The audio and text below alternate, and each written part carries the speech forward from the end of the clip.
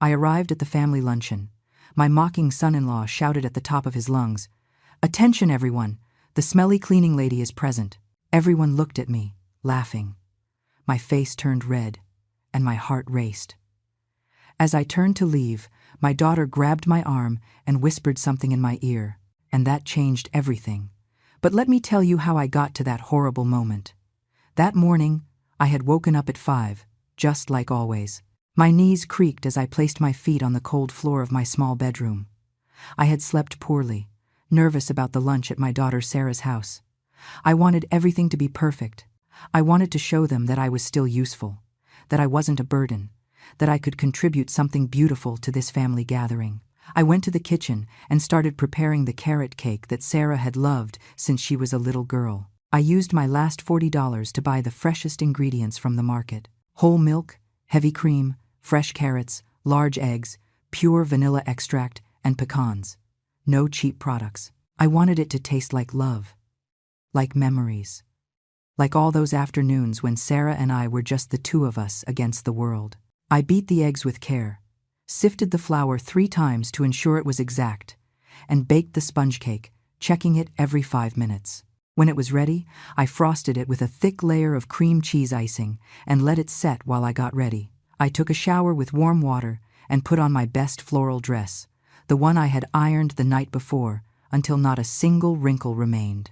I brushed my white hair and pulled it back into a simple but elegant bun. I looked in the mirror and saw a tired 70-year-old woman, with deep wrinkles around her eyes and mouth, with spots on her hands that betrayed decades of hard labor. But I also saw dignity. I saw a woman who had fought all her life and was still standing. I took the cake carefully, wrapped it in aluminum foil, and left my house. The journey to Sarah's house was long. I had to take 2 city buses and walk 3 blocks under the scorching sun. My feet ached inside my old shoes, but I kept going. I arrived at that big house, that pretty house, with a manicured lawn and a 2-car garage. That house I had helped secure when I lent them the $20,000 I had saved from my entire life of work. They never paid me back, but it didn't matter. It was for my daughter, for her happiness. I knocked on the door with my knuckles, trying to calm the nerves that were churning in my stomach. I heard voices inside, laughter, soft jazz music. It sounded like a party, like joy, like a united family. The door swung open, and there was Richard, my son-in-law, the man who had married my Sarah 10 years ago. From the first day, I knew there was something off about him, something in his cold eyes, in his calculated smile, in the way he looked at me as if I were trash on the street. But Sarah loved him, or so she said, so I swallowed my doubts and tried to accept him. That day he was wearing an impeccable white dress shirt, expensive slacks, and shiny loafers. He looked like a successful man, important, someone who had made it big in life. He looked me up and down with contempt. I saw his nose wrinkle, his lips twist into a grimace of disgust, and then he did it. He opened his mouth and shouted with all the strength in his lungs, "Attention, everyone! The smelly cleaning lady is present." His voice boomed through the house like thunder. I froze in the entryway, clutching my cake, feeling the ground open up beneath my feet. Time stopped. I heard the thick silence that followed his words. And then, the laughter. Laughter coming from the dining room, laughter piercing me like needles. I peeked in timidly and saw all the guests looking at me. There were about 20 people there. Richard's relatives, some of Sarah's cousins, neighbors, friends, all with their glasses of wine in hand, all well-dressed, all belonging to that world I clearly wasn't part of. Some looked away, ashamed. Others smiled uncomfortably, not knowing what to do. But several laughed openly, finding Richard's cruel comment funny. My face burned. I felt a scorching heat rise up my neck, set my cheeks on fire, and reach my forehead. My heart started beating so fast and so hard, I thought I was going to have a heart attack right there. My hands were shaking so badly I almost dropped the cake. I looked at Richard, and he was still standing there in the doorway, blocking my path, with that diabolical smile drawn on his perfect face. He was enjoying this. He was savoring every second of my public humiliation. "What's the matter, mother-in-law?" he said to me in a sugary fake voice. "Coming straight from work without showering? You should have more consideration for the guests." He pointed his finger at me as if I were a dirty dog that had just dragged in mud. More laughter, more stares, more shame. I smelled fine. I had bathed. I had put on lotion. I had sprayed on that drugstore rose perfume I buy at the discount mart. I didn't smell bad, but in that moment, with all those people looking at me with contempt or pity, I started to doubt. I started to feel that maybe I did smell bad, that maybe I was dirty, that maybe I was everything Richard said I was. I felt like vomiting. I felt like running. I felt like disappearing from the face of the earth and never coming back. Tears began to well up in my eyes, hot and heavy, ready to overflow. But I bit my lip hard, so hard I tasted the metallic tang of blood in my mouth. I wasn't going to cry. I wasn't going to give them that satisfaction. I wasn't going to let them see me break. I had spent 70 years in this world full of blows and betrayals. I had lost my husband. I had raised my daughter alone. I had worked in other people's houses, scrubbing floors and toilets to put food on the table. I had survived worse things than the poisonous words of a small, cruel man. But this hurt differently. This wasn't a rude boss or an ungrateful client. This was my own daughter's family. This was the house I had helped buy, in front of people who were supposed to know me and respect me. This was betrayal in its purest and most painful form. I took a step back, moving away from Richard, away from that laughter, away from that place where I clearly wasn't welcome. My legs barely held me up. My whole body was trembling. I was going to turn around. I was going to leave there with the little dignity I had left. I was going to go back to my humble little house and lock myself away forever. But then I felt it. A hand grabbed my arm firmly. I spun around, startled, and saw my daughter Sarah. Her eyes were shining, but not with mockery. There was something else there, something I couldn't decipher in that moment. She pulled me gently toward her and brought her mouth close to my ear. Her warm breath brushed my skin as she whispered words I didn't expect to hear. "Tomorrow, everything changes, Mom. Trust me. Just hold on a little longer." Her voice trembled with contained emotion. She squeezed my arm tighter, as if transmitting her energy, her determination to me. And that changed everything. I didn't understand what Sarah meant by those words, but something in her tone made me stay. Something in the way she squeezed my arm told me there was more than I could see right then. I swallowed my tears, lifted my chin, and walked into that house with the cake still shaking in my hands. Richard stepped aside with a mocking smirk, as if my decision to stay was another source of amusement for him. Sarah guided me to the kitchen, away from the guests' gazes. I left the cake on the table carefully and leaned against the counter because my legs weren't supporting me well anymore. My daughter looked me in the eyes, and I saw something I hadn't seen in years. Determination, strength, contained rage. "Mom, I know what you just went through was horrible. I know you want to leave, but I'm asking you to stay today. Just today. Tomorrow everything is going to be different. I promise you." She didn't give me more explanations. She just poured me a glass of cold water and asked me to breathe deeply. Then she left the kitchen, leaving me alone with my scrambled thoughts and my still racing heart. I stood there, looking at that cake I had made with so much love, wondering if things had ever been different in my life. I closed my eyes, and the memories came like an avalanche. I remembered when I was 45 years old, and my world collapsed in an instant. My husband James died of a massive heart attack while working construction. One day he was there, strong and healthy, making plans for the future. The next day, he was gone. He left me alone with a 15-year-old girl, a house half paid off, and debts I didn't know how to face. The life insurance we thought we had turned out to be insufficient. It barely covered the funeral and a few months of basic expenses. After that, I was left completely alone facing the storm. Sarah cried every night for her dad. I wanted to cry too. I wanted to stay in bed and surrender to the weight of the tragedy, but I couldn't. I had a daughter who depended on me. I had to be strong, even though I was dying inside. So, a month after becoming a widow, I went out to look for work. I didn't have a college education. I had barely finished high school before getting married. I didn't know how to do anything specialized, but I knew how to clean. I knew how to cook. I knew how to iron. I knew how to take care of a home because I had taken care of mine for 20 years. I got my first job as a housekeeper in the home of a wealthy family on the north side of the city. They paid me $200 a week to work 6 full days. From 7 in the morning until 6 in the evening. I cleaned 4 bathrooms, 6 bedrooms, a huge kitchen, washed mountains of laundry, ironed expensive shirts, and dresses that cost more than my monthly salary. My hands cracked from the cleaning chemicals. My knees started to hurt from kneeling so much to scrub floors. My back became a permanent knot of pain. But I endured. I endured because Sarah needed to eat, needed clothes for school, needed books, needed a future better than mine. I worked in that house for 5 years. Then I got another job in an office building, cleaning at night when everyone left. They paid me a little more, $300 a week, but I had to work from 10 at night until 6 in the morning.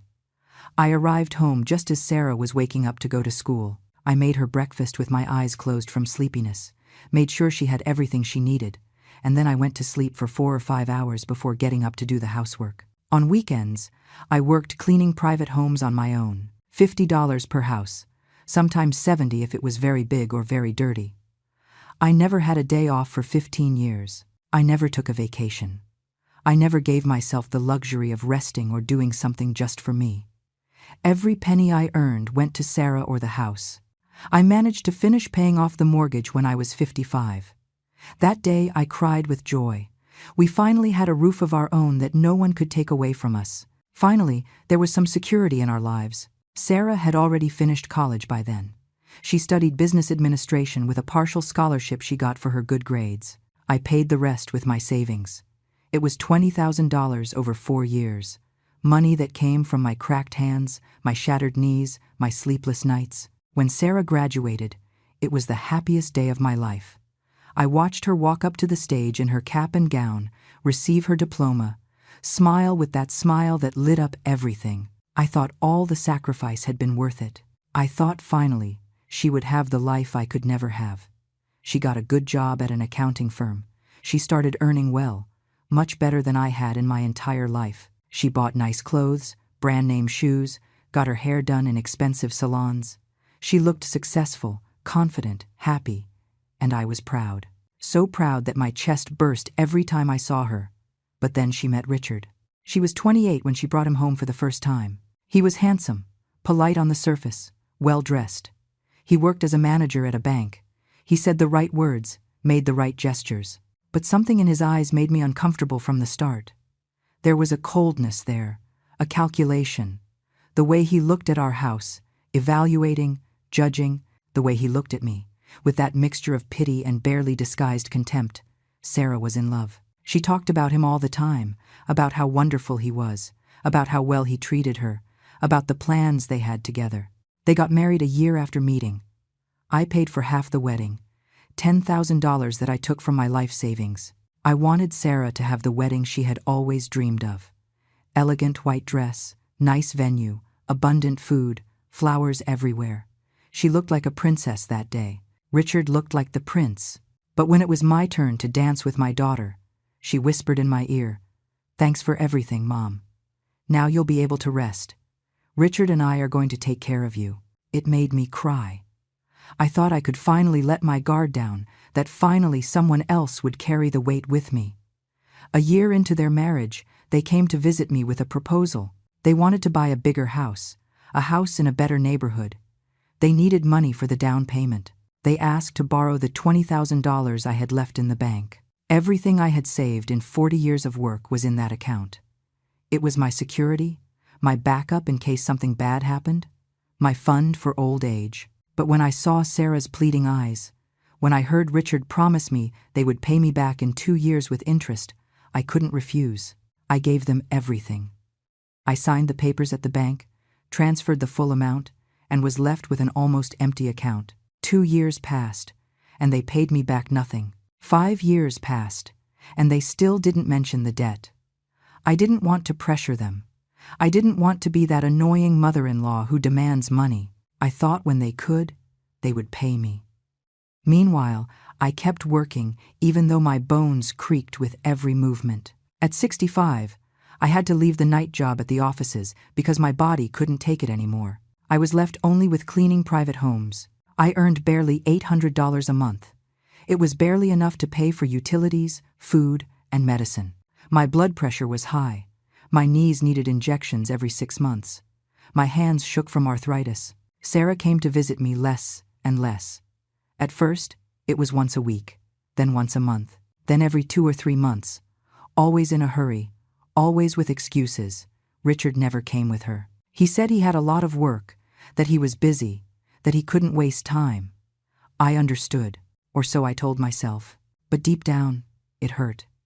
It hurt to see how my daughter was drifting away little by little, how that big, pretty house I had helped buy became a place where I was no longer welcome. The few times I went to visit, Richard treated me with a cold and distant courtesy, as if I were a stranger, as if the $20,000 debt they never paid didn't exist.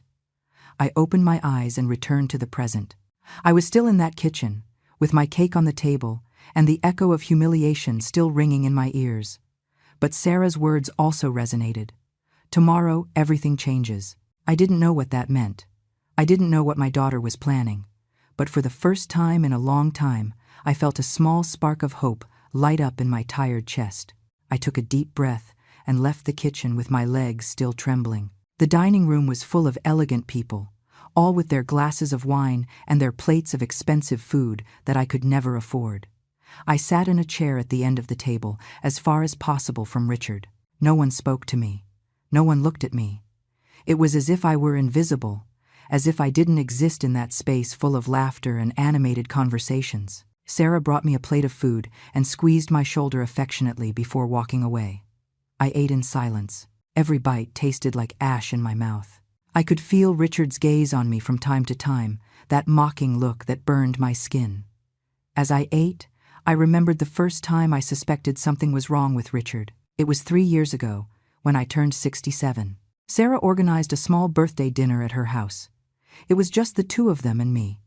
Richard was acting strange all night, too nice, too interested in my life. He asked me odd questions. "Mother-in-law, do you have a will made?" It took me by surprise. I told him no, that I had never thought about that. "You should do it," he insisted with a smile that didn't reach his eyes. "At your age, one never knows what can happen. It would be good to leave everything in order, so Sarah doesn't have problems later." Then he asked about my house. "The house is completely paid off, right? It's in your name." I confirmed that yes, I had finished paying for it years ago, and the title was in my name. I saw how his eyes shone with something I couldn't identify at that moment. "That's good, mother-in-law. That's an important asset. It's worth about $500,000 in the current market, don't you think?" I didn't understand why he cared so much about the value of my house. It was my home, my only asset in this world, the only place where I had roots and memories of when James was alive and Sarah was a little girl. After that, he asked about my pension. "How much do you get a month from Social Security?" I told him $1,400. Not much, but with that and the cleaning jobs I still did, it was enough to live modestly. $1,400, Richard repeated slowly, as if calculating something in his head. "That adds up to $16,800 a year. Not bad for someone who doesn't work full-time anymore." His comment annoyed me. I still worked cleaning 3 houses a week. I still broke my back scrubbing floors and cleaning other people's bathrooms. I wasn't a burden to anyone. I supported myself with my own resources. Sarah gave him a discreet nudge and changed the subject, but I didn't forget that conversation. From that day on, Richard started visiting me more often, always with excuses. I was passing by and wanted to say hello. "I brought some documents Sarah needs you to sign. I came to check on some leaks you said you had." But I didn't have leaks.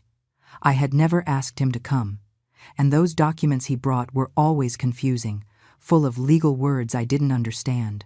"It's just a temporary power of attorney, mother-in-law, so Sarah can help you with bank transactions if you get sick." I never signed anything.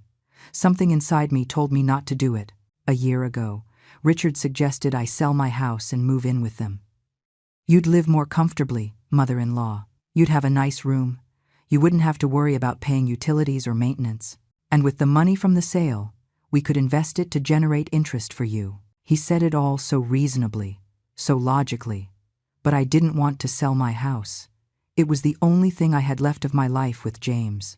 Every corner had a memory. The garden where Sarah played as a child.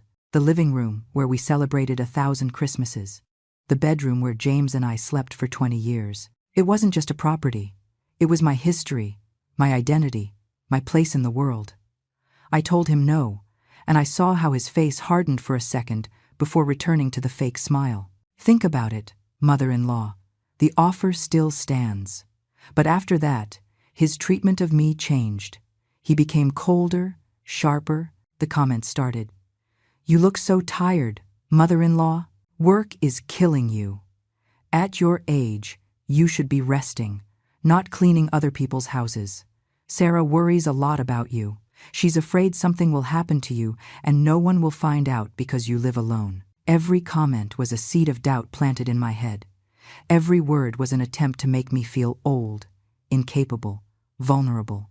6 months ago, I started noticing strange things. When I visited Sarah's house, I found papers with my bank's logo on the table. I heard phone conversations that cut off abruptly when I entered the room.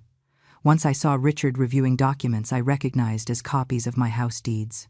I asked him how he had gotten them. Sarah needed them for some paperwork, he told me, without flinching. I'm already returning them. But something didn't add up. What paperwork required the deeds to my property? Sarah assured me it was something for the bank. Not to worry, that everything was fine. One day, 4 months ago, I went to the bank to withdraw my pension, and the teller told me something that froze my blood. Mrs. Eleanor, your daughter was here last week asking about the procedures to add a co-owner to your account. I explained that she would need your authorization and presence to make any changes. I was left speechless. Why would Sarah want to be a co-owner of my account? Why hadn't she told me anything? When I confronted her that night over the phone, she got nervous. It's just a precaution, Mom, in case something happens to you and I need to access your funds for medical emergencies. It sounded logical, but I barely had $3,000 in that account.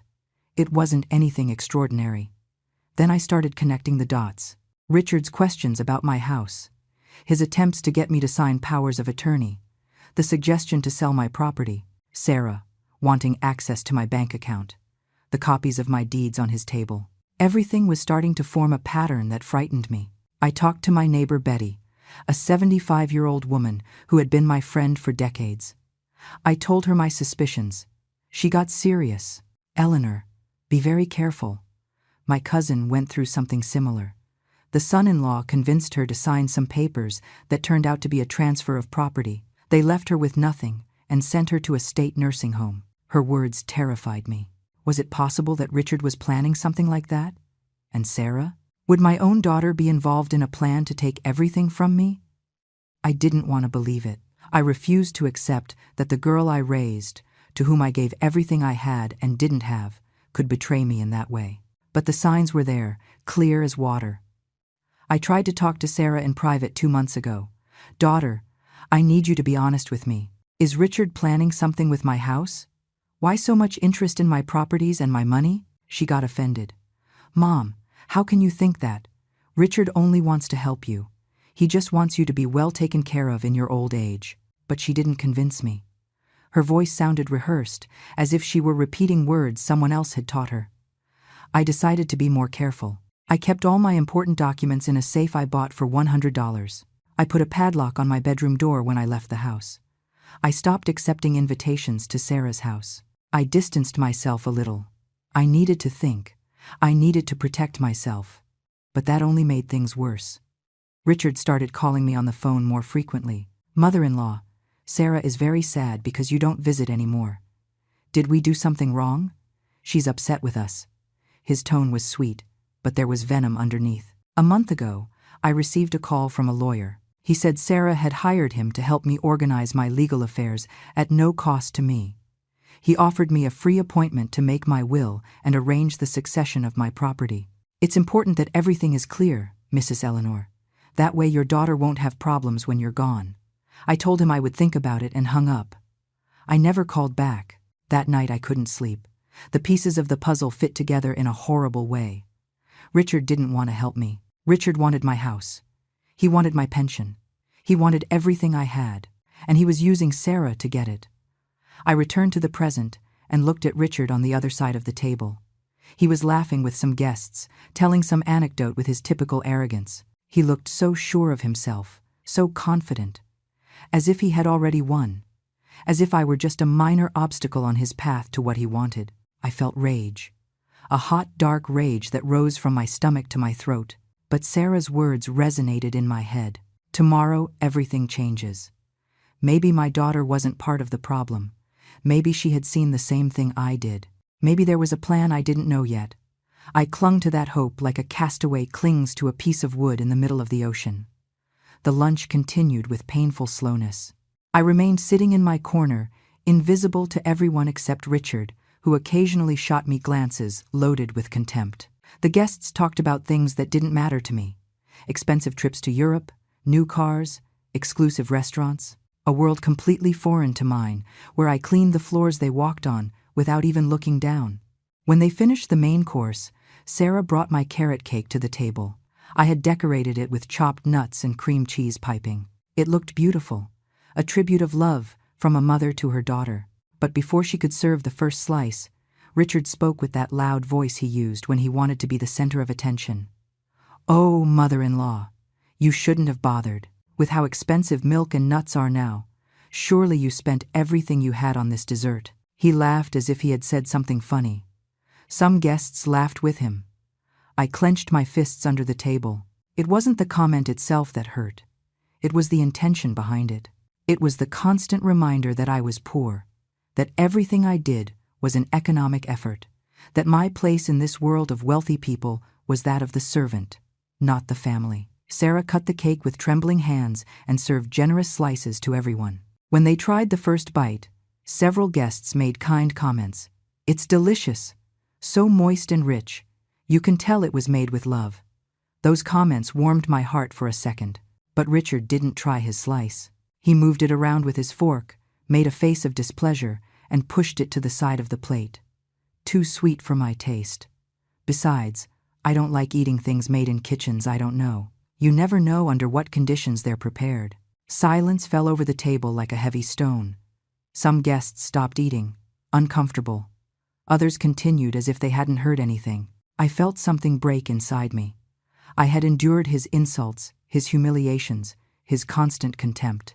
But attacking the food I had prepared with so much love, insinuating that my kitchen was dirty, that I was careless, that was too much. I stood up from the chair with trembling legs. Everyone looked at me. I was going to say something. I was going to defend myself for the first time in my life. But Sarah took my hand and led me toward the kitchen again. "Mom, please, just a little longer. I beg you." Her voice was charged with urgency. There were tears in her eyes. I nodded because I didn't have the strength to fight with her too. I stayed in the kitchen for the rest of the lunch. I listened to the distant conversations, the laughter, the toasts. I felt like a ghost in the house I had helped buy. After a while, Sarah entered with a beautiful young woman of about 22. She had long black hair and her father's light brown eyes. It was Chloe, my granddaughter, whom I had barely seen in the last 2 years. "Grandma," she said to me softly as she hugged me tight, "I'm so sorry for what that bastard did to you. But soon he's going to pay for everything." Her comment surprised me. I looked at Sarah seeking explanations. My daughter closed the kitchen door and sat in front of me. Chloe sat beside me and took my wrinkled hand between her young, soft ones. "Mom," Sarah began with a serious voice, "I have to tell you something I've been keeping for weeks. But first I need you to promise me you're going to stay calm and that you'll trust me." I nodded, although my heart started beating faster. 3 months ago, I discovered something terrible. Richard isn't the man I thought he was. He never was. Her voice broke a little. I found documents hidden in his home office. Papers with your name, with your home address, with your bank account numbers. I froze. "What kind of documents?" I asked with a thread of a voice. Sarah took out her phone and showed me photographs. They were copies of contracts, powers of attorney already drafted waiting only for my signature, loan applications using my house as collateral. "He's planning to take everything from you. Mom, your house, your pension, your savings, everything." The words hit me like hammer blows. I found conversations on his computer with a corrupt lawyer. They were discussing ways to have you declared mentally incompetent so that I could take control of your assets as your only heir. And then Richard would take control of everything through me. Chloe squeezed my hand. I discovered it before Mom. Grandma. I heard Dad talking on the phone about 4 months ago. He was saying horrible things about you, that you were a burden, that you had a house worth money and a decent pension that was being wasted, that things had to be sped up because he didn't know how much longer you would live. Tears rolled down my cheeks. My own granddaughter had heard those poisonous words. I told Mom what I had heard. At first, she didn't believe me. She defended Dad, but I asked her to investigate on her own. And when she found those documents, she knew I was telling the truth. Sarah continued with a trembling voice. I wanted to confront him immediately. Mom, I wanted to kick him out of the house and report him. But Chloe convinced me to wait, to gather proof first, because if I accused him without solid evidence, he was going to deny everything and maybe even manage to turn the situation in his favor. My daughter wiped her tears with the back of her hand. So for these 3 months, we've been gathering everything, every conversation, every document, every suspicious movement. Chloe has recorded conversations using her phone hidden. I've photographed every paper I find. We've spoken to an honest lawyer who is helping us. I couldn't believe what I was hearing. My daughter hadn't betrayed me. My daughter was protecting me. But why didn't you tell me anything before? I asked between sobs. Because Richard watches you. Mom, every time you go to your house, he sends someone to follow you. He has friends at the bank who inform him if you make strange movements with your account. He has contacts in government offices who would warn him if you tried to change anything legally. We couldn't risk him suspecting we were against him. He had to keep believing everything was going according to his plan. Chloe took a small recorder out of her pocket. Grandma, I have over 20 hours of audio recorded. Conversations where Dad talks to his accomplices about how to manipulate documents, how to convince you to sign papers, how to eventually commit you to a cheap state nursing home to keep your house and rent it out. It's disgusting. It's criminal. And we're going to expose him. My granddaughter had fire in her eyes, a determination that reminded me of myself when I was young and fighting to survive with little Sarah. The plan is simple. Tomorrow there is a big family reunion. It's Richard's brother's birthday. His parents, his brothers, his uncles, everyone who has always treated him as if he were perfect, will be there. Sarah took control of the explanation. During that reunion, we're going to expose everything. We're going to play the audios so everyone hears exactly what kind of man Richard is. We're going to show the documents he planned to use to rob you. And we have a lawyer present who is going to explain the legal implications of all this. Richard isn't just going to be socially exposed. He's going to face criminal charges for attempted estate fraud and financial abuse of an elderly person. The rage in my daughter's voice was palpable. He used you, Mom.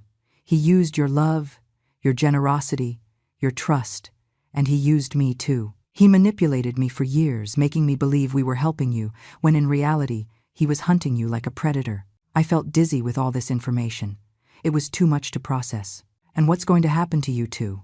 To your marriage? I asked Sarah. She took a deep breath. My marriage ended the day I discovered what he was planning against you. There is no going back. I already spoke to a divorce lawyer. This house he thinks is his is in my name because it was bought with my money and yours, Mom. The $20,000 you lent us was the down payment.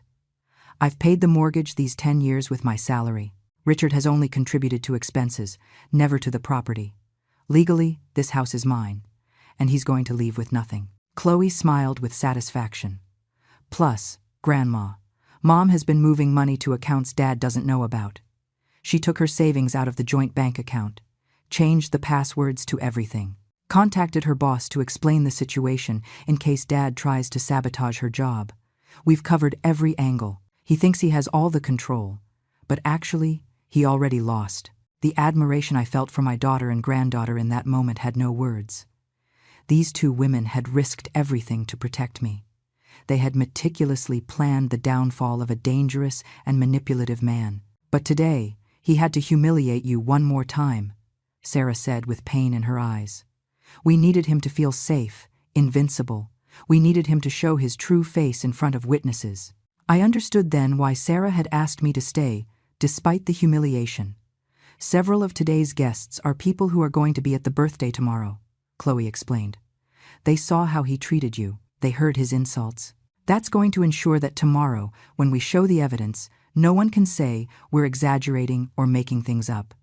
They already saw what he's capable of publicly. They'll easily imagine what he's capable of in private. It was a brilliant and painful plan at the same time. I had had to suffer so they could build the perfect case against Richard. "I'm so sorry, Mom," Sarah said, hugging me tight. "I'm sorry for taking so long to see who he really was. I'm sorry for exposing you to his mistreatment. I'm sorry for not protecting you sooner." I stroked her hair like when she was a little girl. "You don't have to apologize, daughter.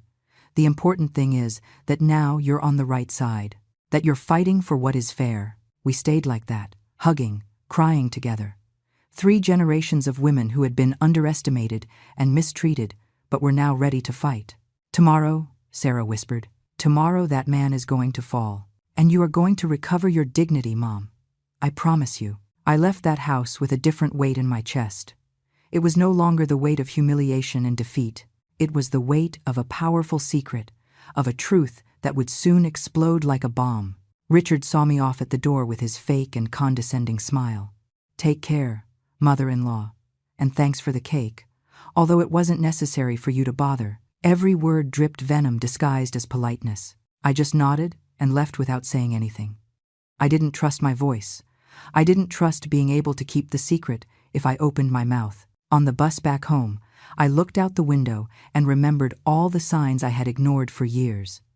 I remembered when Richard started treating me differently. It was subtle at first, small comments here and there. "Mother-in-law, you look tired. You should go to the doctor. What a bad memory you have lately, mother-in-law. You already told me that story 3 times. I thought it was genuine concern. Now I understood he was planting the idea that I was declining mentally, that I was losing my faculties.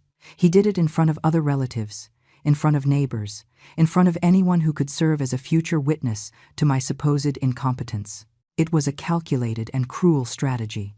I remembered the time I fell in his house a year ago. I slipped on the kitchen floor that had just been mopped. I hit my hip and got a huge bruise. Richard insisted on taking me to the hospital.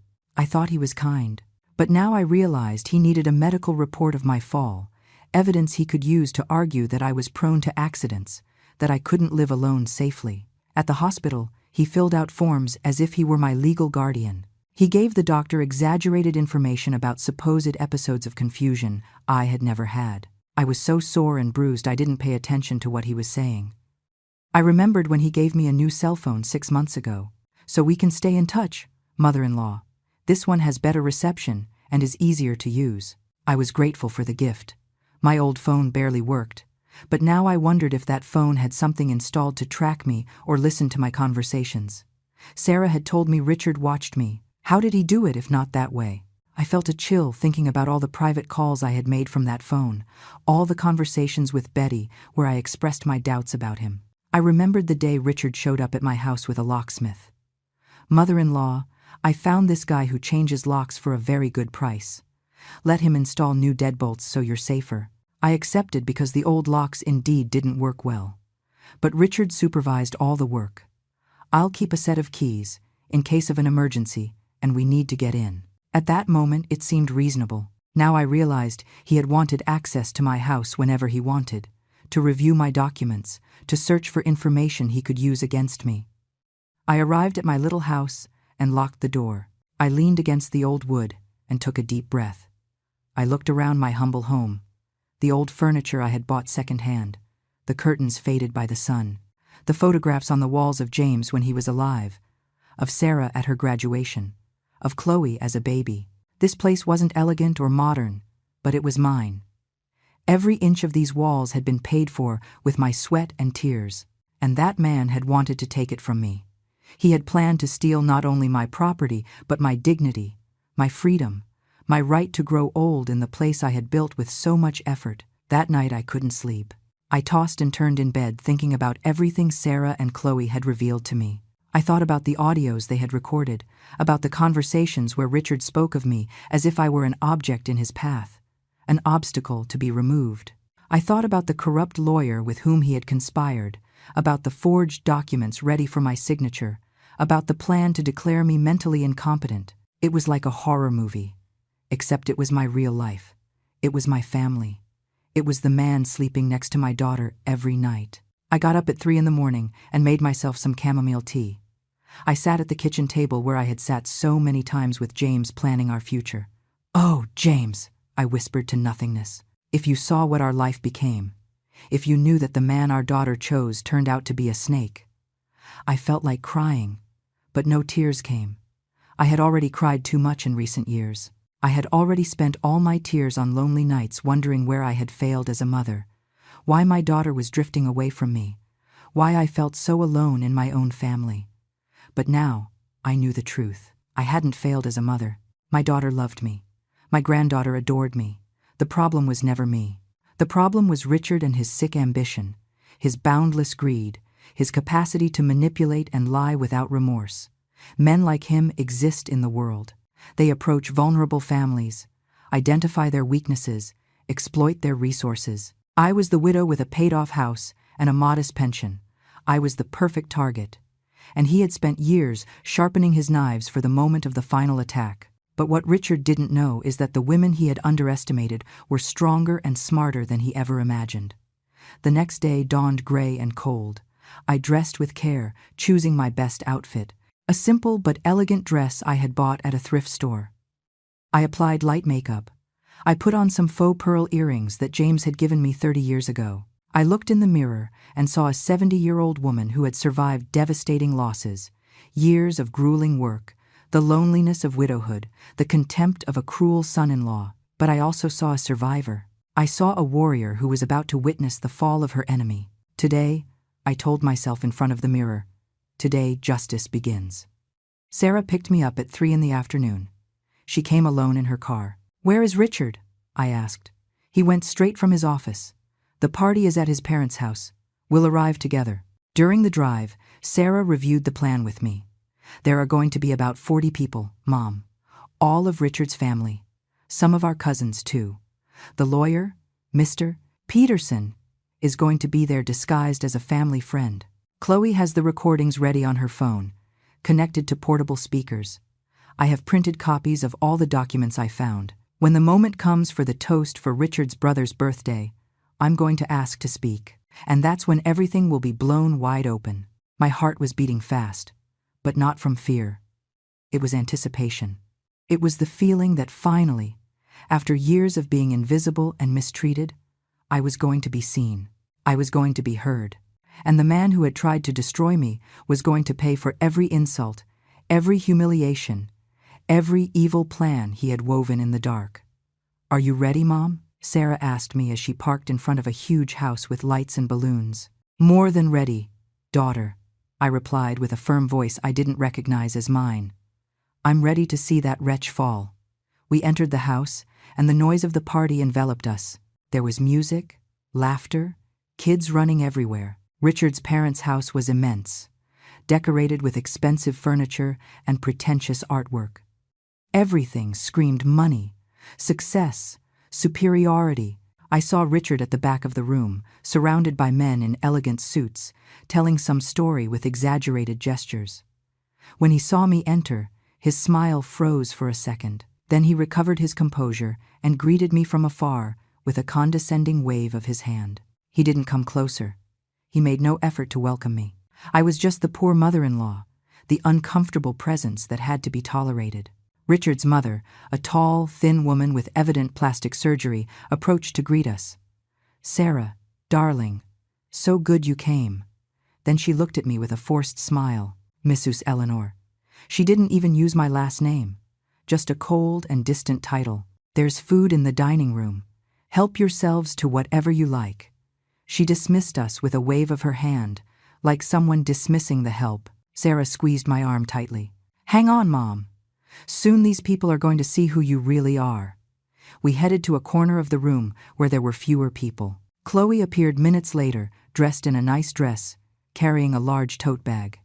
"Everything is ready," my granddaughter whispered as she sat next to us. "Mr. Peterson is already here. He's talking to Dad's uncle, pretending to be a colleague from the bank." I looked discreetly toward where she was pointing and saw a man of about 50, gray hair, formal suit, chatting animatedly with other guests. No one would suspect he was a lawyer waiting for the moment to unmask a criminal. "The speakers are in my bag," Chloe continued. "They're small, but powerful. When the moment comes, I'm going to take them out and connect my phone. I have the first recording queued up." Time passed with torturous slowness. I barely touched the food served to me. My stomach was in knots. I watched Richard move through the party like a peacock, receiving pats on the back, conspiratorial laughter, admiration from his relatives. He was the successful son, the perfect husband, the man who had gone far. No one knew that behind that impeccable facade hid a predator without scruples. But soon they would know. Soon, that whole castle of lies would come crashing down, and I would be there to see it crumble. Richard approached our table around 6 in the evening. He had a glass of whiskey in his hand, and that arrogant smile I hated so much. "Mother-in-law, what a joy that you came. I thought after yesterday you'd be tired." His tone was mocking. Several relatives nearby heard the comment and smiled. "Yesterday she had lunch at our house," Richard explained to his cousins. "The poor thing arrived so tired from work she looked like she was dragging herself. At her age, she shouldn't be cleaning other people's houses anymore. It's sad to see her like that." He spoke of me as if I weren't present, as if I were an object of pity and shame. One of his cousins, a heavy-set man with a red tie, looked at me with fake compassion.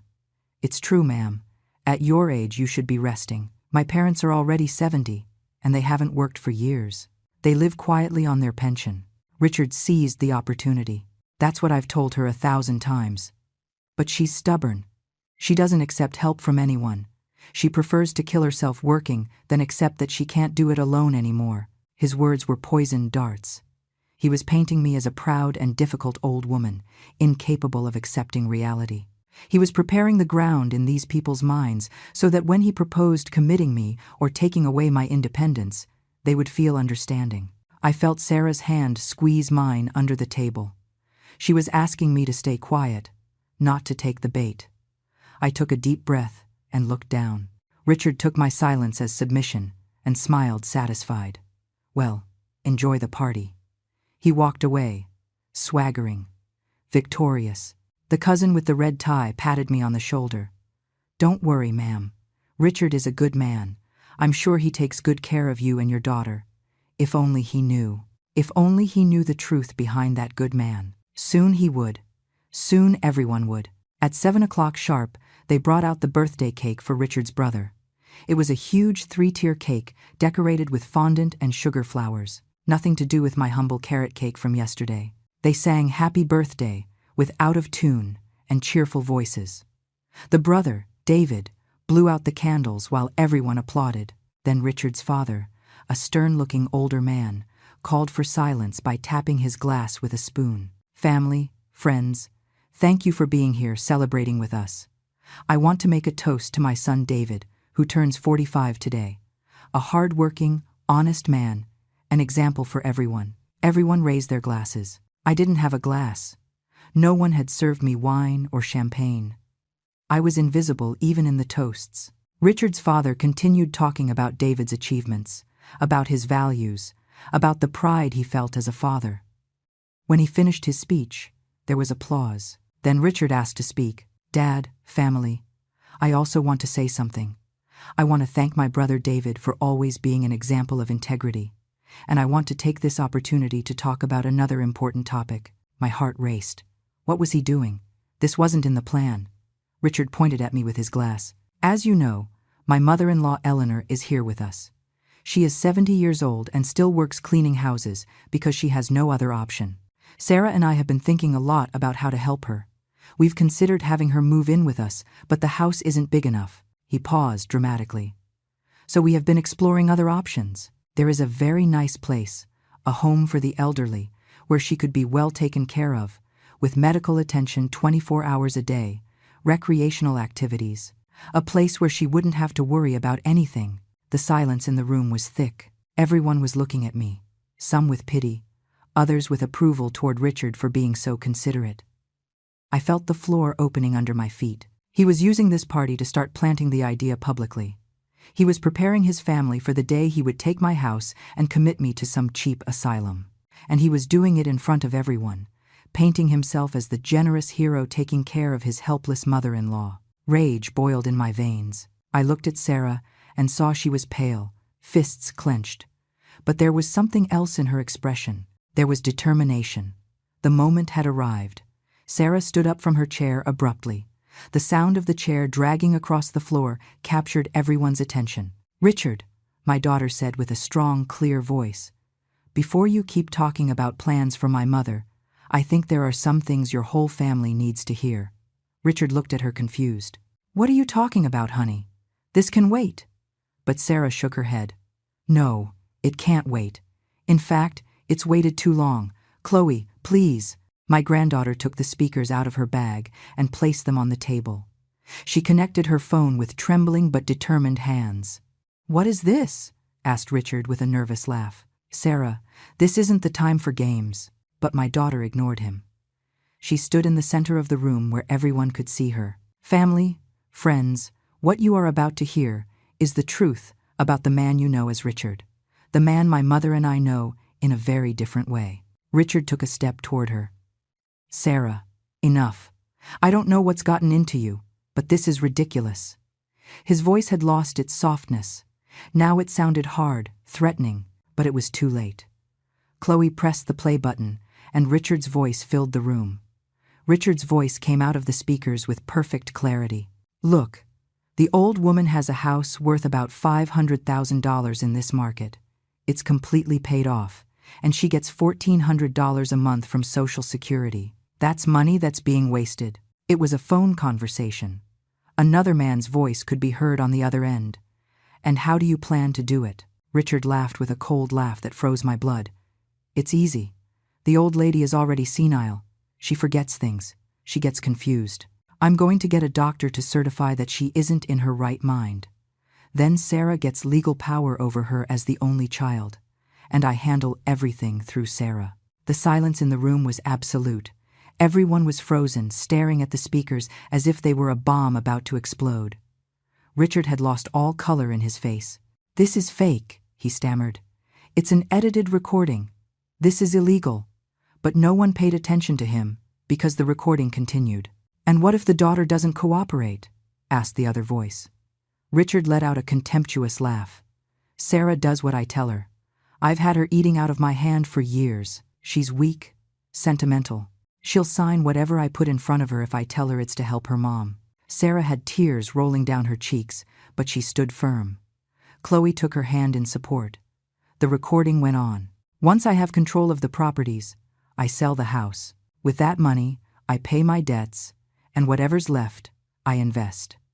I put the old woman in a state nursing home, one of those cheap ones. I take pictures of her crying and complaining so Sarah feels guilty and doesn't protest. And that's it. Problem solved."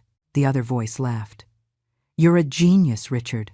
Wish I had a mother-in-law with assets to do the same." Richard's relatives started murmuring among themselves. I saw faces of shock, indignation, disbelief. Richard's mother put a hand to her mouth. His father was red with anger, but he didn't know who to direct it at. David, the birthday brother, looked at Richard as if he didn't recognize him. Chloe stopped the recording. "This was recorded 2 months ago," my granddaughter said with a trembling but strong voice. "We have over 20 hours of similar conversations. Conversations where my father plans in detail how to steal everything from my grandmother, how to manipulate documents, how to forge signatures if necessary, how to bribe public officials." Richard reacted finally. He lunged toward Chloe, trying to take the phone from her. "Give me that! You have no right to record me without my permission." But David stopped him, grabbing him by the arm. "Wait, Richard. Let her finish." Richard struggled. "Let me go. This is a conspiracy against me. My wife and daughter have gone crazy. They're trying to destroy me." Sarah took a step toward him. "Crazy? Crazy for discovering you plan to destroy my mother? Crazy for not allowing you to steal her estate?" Her voice was like a whip. "I've spent 3 months sleeping next to a monster. 3 months, knowing the truth, and having to pretend everything was fine." Richard's father spoke with a thunderous voice. "Is it true what they say, Richard? Were you planning to steal from your mother-in-law?" Richard shook his head desperately. No, Dad. It's all a misunderstanding. I only wanted to help her. Those conversations are taken out of context. Sarah let out a bitter laugh. Context?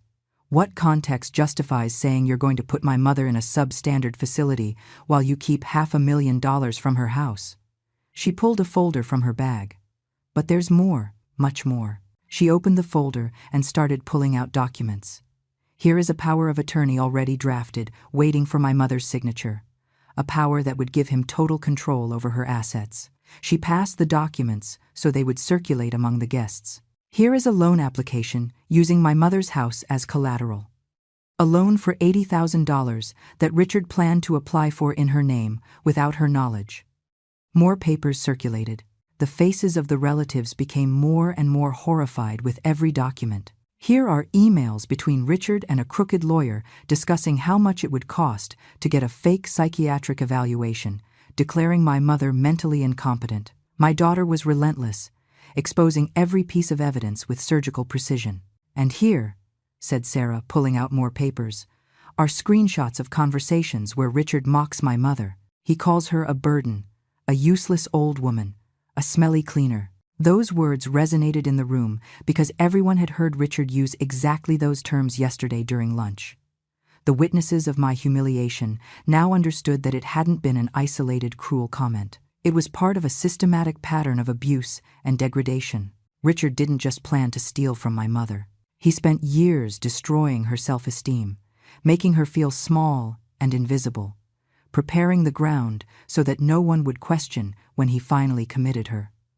At that moment, Mr. Peterson approached the center of the room. Good evening, everyone.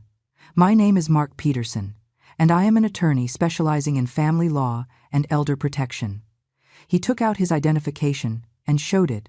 I have reviewed all the evidence that Mrs. Sarah and Miss Chloe have compiled over the last 3 months, and I can confirm that what they have presented here constitutes multiple felonies. His professional and calm voice gave an official weight to the whole situation. This wasn't just family drama anymore. It was a legal case. The crimes include attempted estate fraud, conspiracy to commit forgery, financial abuse of an elder, and potentially kidnapping, had he proceeded with the plan to institutionalize Mrs. Eleanor against her will. Mr. Peterson looked directly at Richard. Mr. Richard, each of these crimes carries prison time. Collectively, you are looking at a possible sentence of 5 to 15 years. Richard staggered as if he had been physically hit. You can't prove anything. Those recordings are illegal. They're not admissible in court. Mr. Peterson smiled coldly. Actually, in this state, recording conversations is legal if at least one of the parties consents. Your daughter Chloe was party to several of those conversations and consented to record them. As for the others, the nature of the criminal conspiracy discussion often voids expectation of privacy. Richard's mother started sobbing.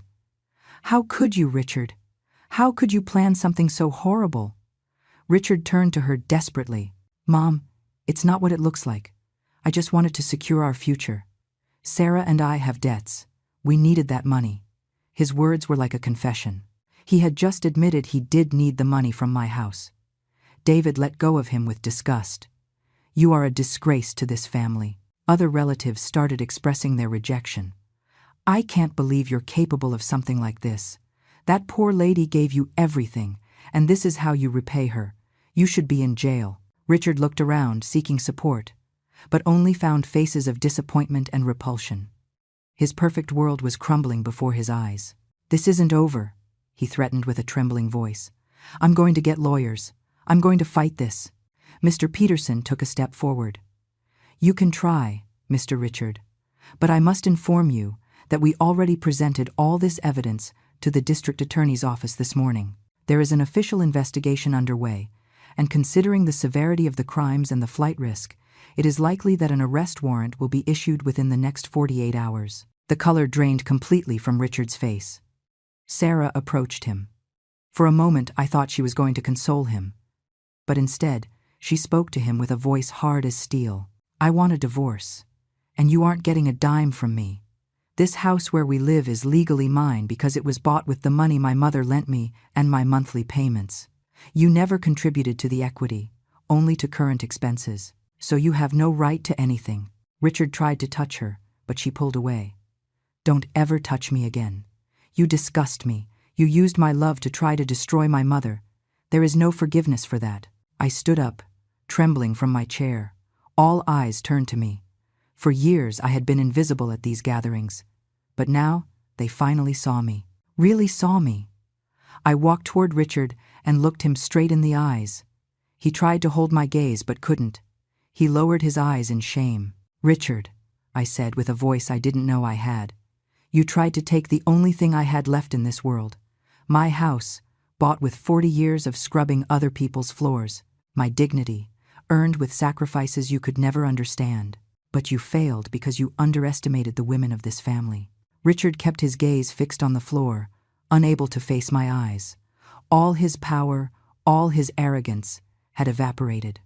He was a small, cowardly man, exposed before the world. For years you made me feel insignificant, I continued firmly. You humiliated me in front of others. You called me dirty, smelly, useless, all to mentally prepare me for the day you would take everything from me. But you didn't count on my daughter watching you. You didn't count on my granddaughter being brave enough to record you. You didn't count on the three of us, the women you despised, being smarter than you. Chloe came to my side and took my arm affectionately. Sarah stood on the other side.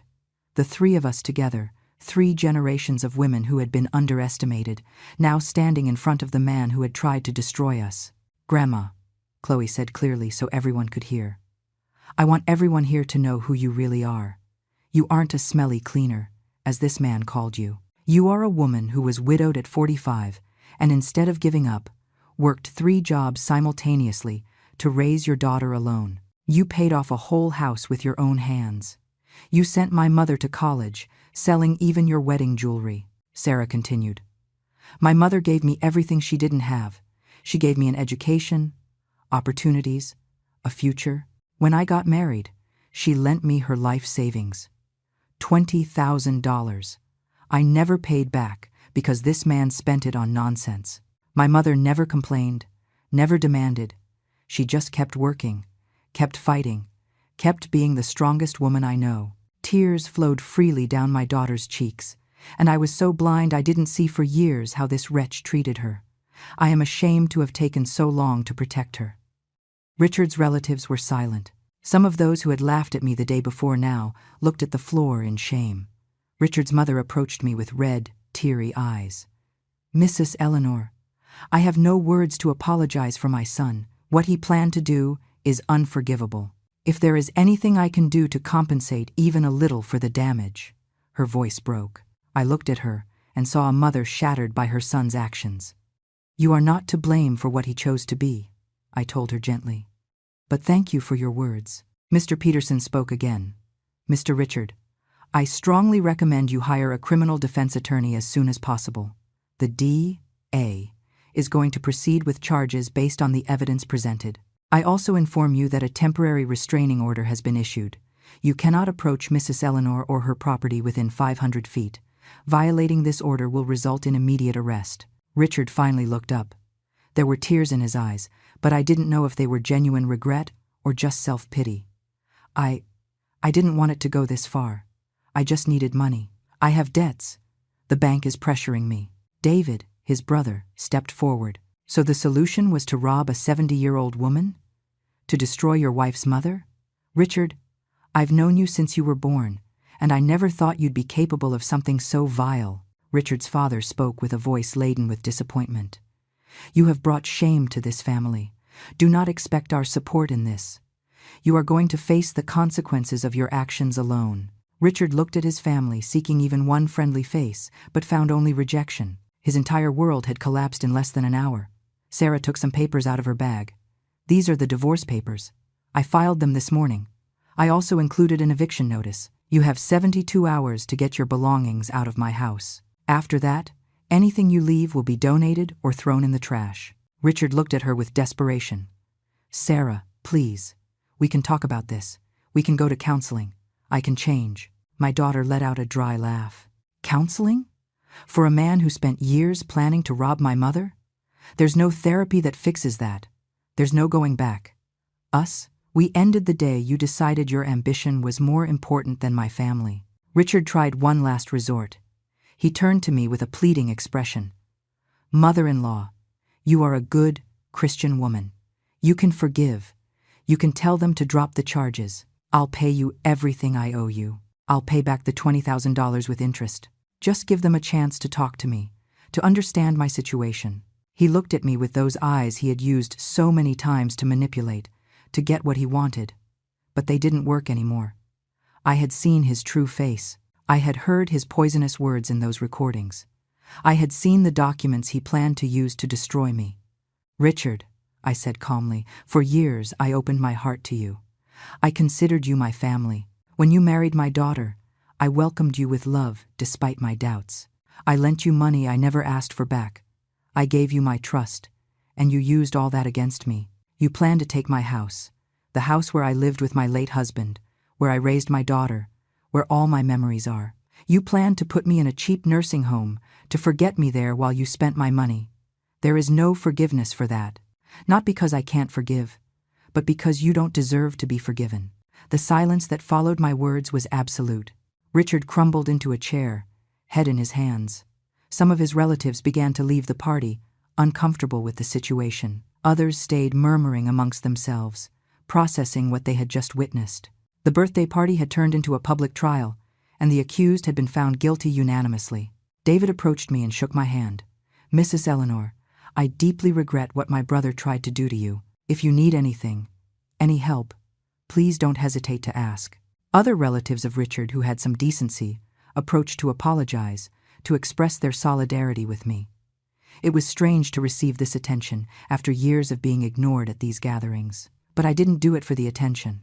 I did it for justice, for dignity, for all the older women who are seen as easy targets by unscrupulous relatives. Mr. Peterson handed me his card. Mrs. Eleanor, let's keep in touch during the legal process. I'm going to ensure justice is served. I also recommend you change the locks on your house immediately and check all your bank accounts to ensure there are no unauthorized movements. I nodded and put the card away. Sarah hugged me tight. We did it, Mom. We finally exposed him. I stroked her hair like when she was a little girl. You did it, honey. You had the courage to investigate, to gather evidence, to face your own husband. That requires a strength not many people have. Chloe joined the hug. Us women are warriors, Grandma. No one messes with us and gets away with it. Her youthful voice was full of pride and determination. At that moment, I knew my granddaughter would be fine in life, that she would never allow anyone to trample on her. We walked out of that house with our heads held high. Richard stayed there, surrounded by the rubble of his destroyed reputation, facing the disappointed stares of his own family.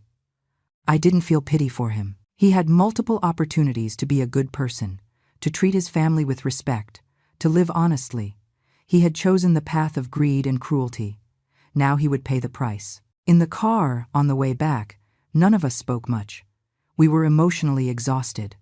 But there was peace in the silence, the peace that comes after a battle won, the peace of knowing we had fought for what was right and triumphed. Sarah dropped me off at my house and walked me to the door. Mom, tomorrow I'm going to come with a locksmith to change all your locks, and we're going to review all your documents together to make sure they're safe. I felt her gratitude. And how are you, daughter? I know this can't be easy. Despite everything, you were married to that man for 10 years. Sarah took a deep breath.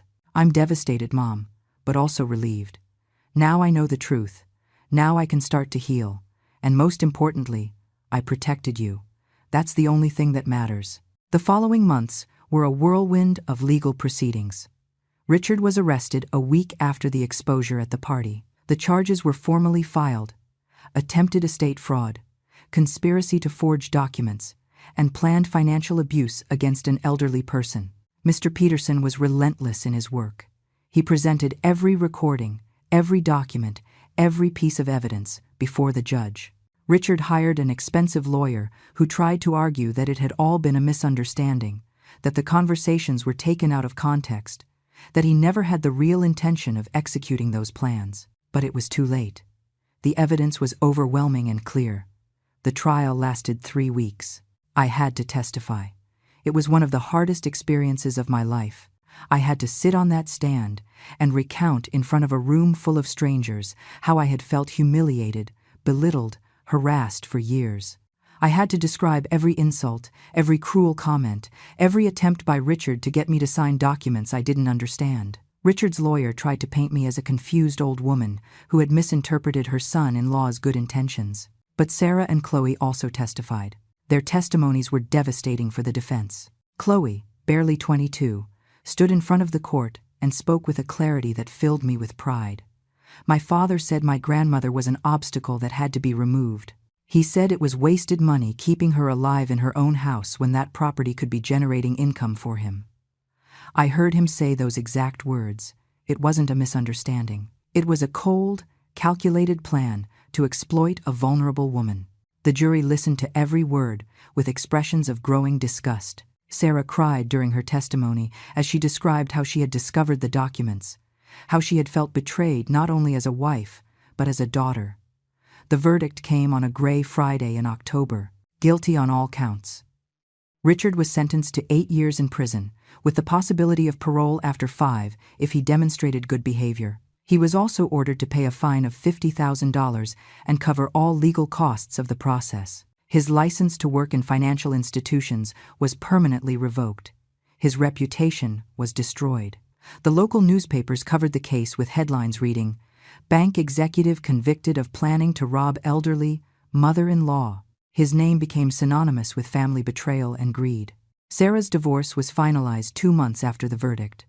She didn't ask for anything from him because he had nothing to offer. The house where they had lived was legally hers, bought with my $20,000 down payment and her monthly payments for 10 years. Richard left that marriage without a dime, without a property, with nothing but a prison sentence waiting for him. Sarah sold that house because she couldn't stand the memories. With the money, she bought a smaller but cozy house near mine. We could finally be neighbors, be close to each other as it should have always been. Chloe finished her college degree in business administration with honors. She got an excellent job at an accounting firm where she earned nearly $3,000 a month. She moved in with Sarah to help with expenses, while her mom recovered emotionally from the divorce. The two of them came to visit me almost every day. We drank coffee in my small kitchen and talked about everything and nothing. Sarah was in therapy, processing years of emotional manipulation she hadn't recognized while inside the relationship. Slowly, my daughter was returning to being the strong and confident woman I had raised. I also made changes in my life. At 70 years old, I decided to finally retire completely. I left the cleaning jobs I was still doing. My body thanked me.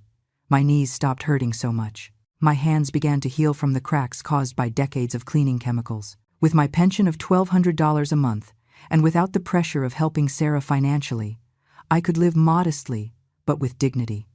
I changed all the locks on my house as Mr. Peterson had recommended. I put my important documents in a safe that only I could open.